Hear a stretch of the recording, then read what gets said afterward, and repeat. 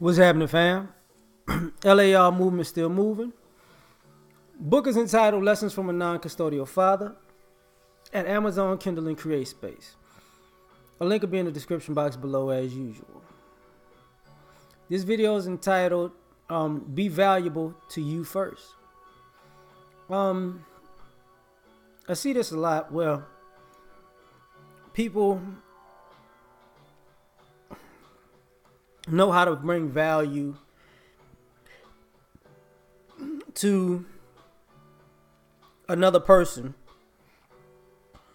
or another entity or another business, and they look for validation and a pat on the back and a pat on the head and a hug and pat on the butt, whatever kind of pat you're looking for, right? But what winds up happening is they get scorned and resentful because the very first thing they should have did was be valuable to themselves first. Because if you know your value and if you value yourself, then you won't let other people take the best of you. You won't let other people use you up until there's nothing left. For you will follow that self-preservation as the law of the land. You will do for yourself first. And it's nothing wrong with bringing value to the table. Nothing. But I'm just saying, when you bring value to everybody else's table and yours is empty, you did it wrong. You're supposed to bring your, have your value at your table and then go to other people's table, And like I said, like people do this in relationships. They go out looking for somebody to partner up with, and they want this person to validate their presence or see, aren't I a good person? Aren't I a good companion, a good spouse? Don't you love me because I brought something to your life? And sometimes, even when I talk about reciprocity, you can give, but you shouldn't give what you don't have or don't have to give, rather.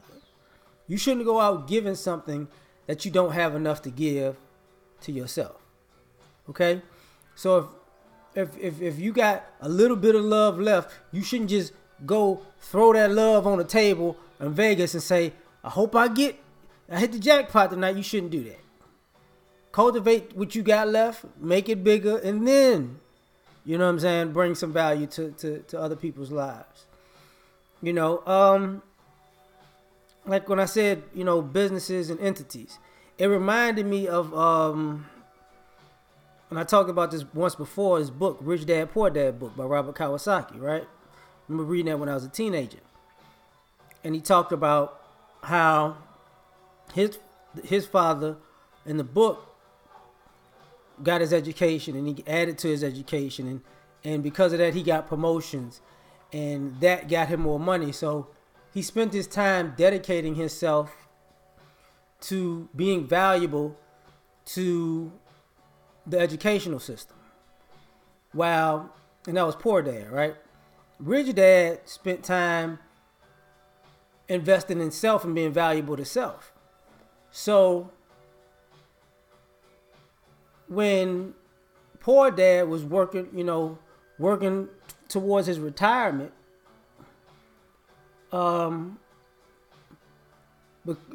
waiting on his retirement to come, Rich Dad was already set, because who he valued more than the entities or the businesses that he even created was himself. He took care of himself first. He knew he had to put the extra work in early to get the job done, so he can actually reap the benefits of his own labor.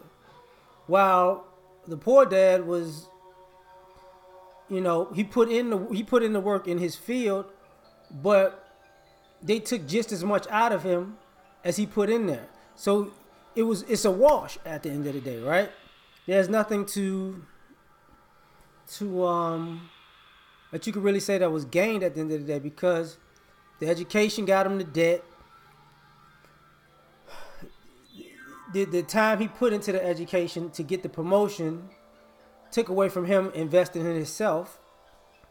And when he got the promotion, he upgraded his lifestyle, so he wasn't able to use the promotion as a way to create business to get ahead, because he was constantly in a rat race, right? And that's the thing about it. Like, some of us don't realize we want value. We want the world to value us, and the world can never value you. The world's only going to give you, the world's only going to place the value or the price tag that you have on your life that you put on yourself. So if you say you got a $5 life, you put the tag on your chest. If you say you got a $5 million life, you put the tag on your chest.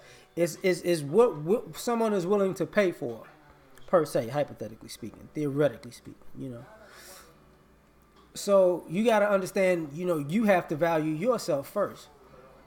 Same thing that goes with all of this materialism. Materialism stems from the fact that you don't value yourself. I bought this, and see, I got this, and because I got this makes me this type of person. I got these kind of clothes on, and these kind of clothes cause these are luxury clothes, so I must be a luxury person, right?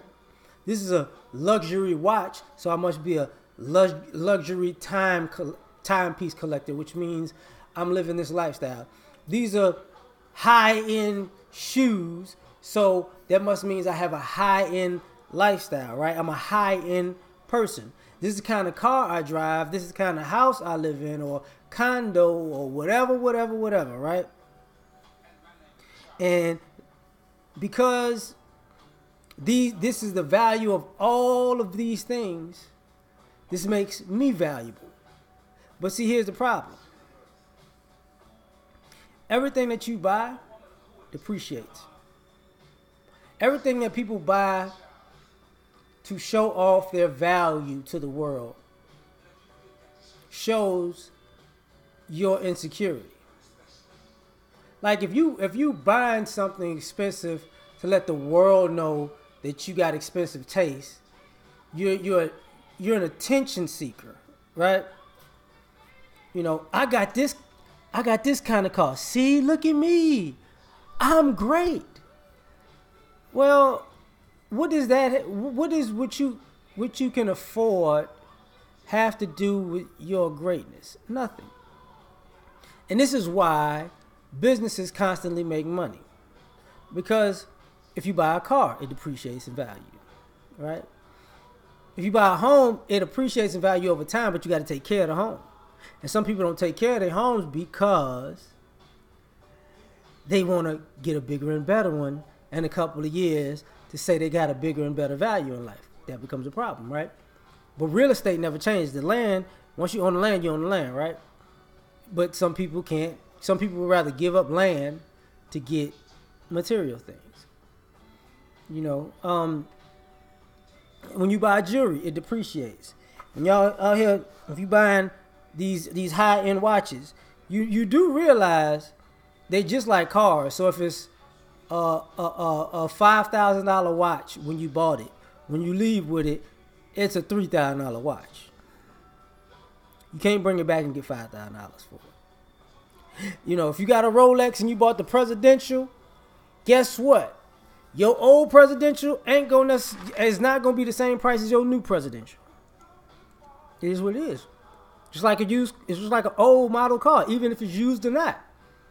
The 2018s is out, right? So just because you got a 2017, you wouldn't go to a car lot and pay the exact same amount for a 2018 than you would a 2017.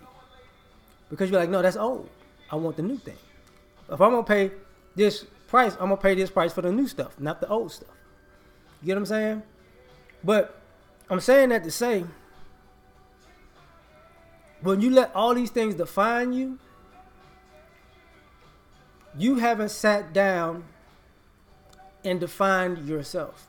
You haven't sat down and took inventory of who you are and why you're valuable to you. You've lost sense of self, self-confidence, self-awareness, self-value, self-love. You know, when you bring value to yourself first, you begin to have standards and you begin to have boundaries. And a person who doesn't have value for themselves doesn't have standards, they don't have boundaries. And then they get resentful because other people will use your lack of standards and lack of boundaries to pimp you out of your value, your value in life.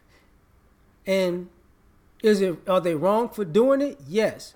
But you are ultimately more wrong for letting it be done to you, because you should value yourself enough to know what you should and shouldn't be doing. And you shouldn't let people take advantage of you once you are aware of yourself. So I'm out with this one. Y'all take care.